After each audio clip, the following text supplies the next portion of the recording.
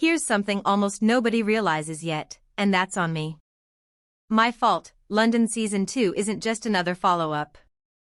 It's the moment the entire franchise pivots from heated romance into a high-voltage emotional hurricane. And by the time we're done here, you'll understand exactly why fans are already treating Season 2 like the real beginning of the saga. Welcome back to DriftEcho, where sequels don't repeat stories, they raise the stakes. If Noah and Nick's chemistry in the first movie felt intense, magnetic, and borderline dangerous, Season 2 turns all of that into something deeper, sharper, and far more unpredictable. Because this time, the story doesn't just move to London. London becomes the weapon. According to insiders, the city functions as a pressure chamber, one that amplifies secrets, accelerates tension, and forces both characters to face the pieces of themselves they've been avoiding. Every neighborhood, every shadow, every temptation becomes part of the story's emotional architecture. For Nick, London is a battlefield he hoped to leave behind. But his past begins unraveling the moment he arrives, old enemies, buried rivalries, and unresolved scars resurfacing in ways that hit harder than anything in the first film.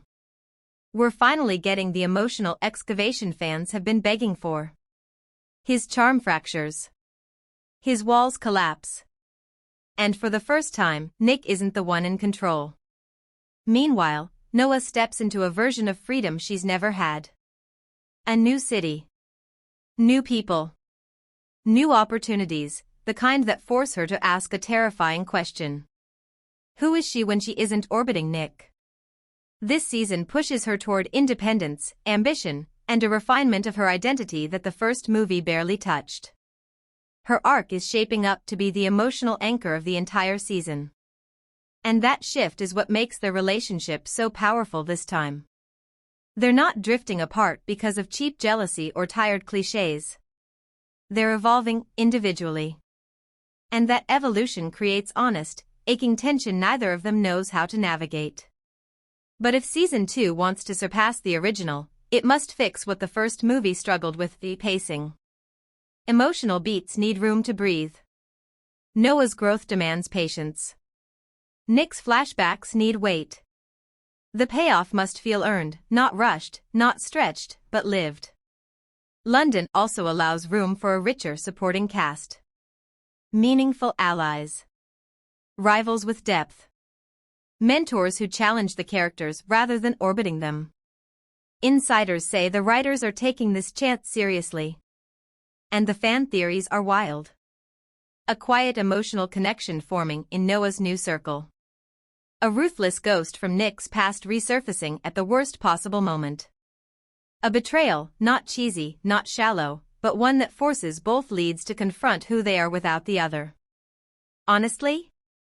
An emotionally devastating betrayal could be the catalyst that elevates the story from romance to legacy. Behind the scenes, rumors point to a bigger budget, a darker visual identity, and a tone closer to a romantic thriller than a pure love story.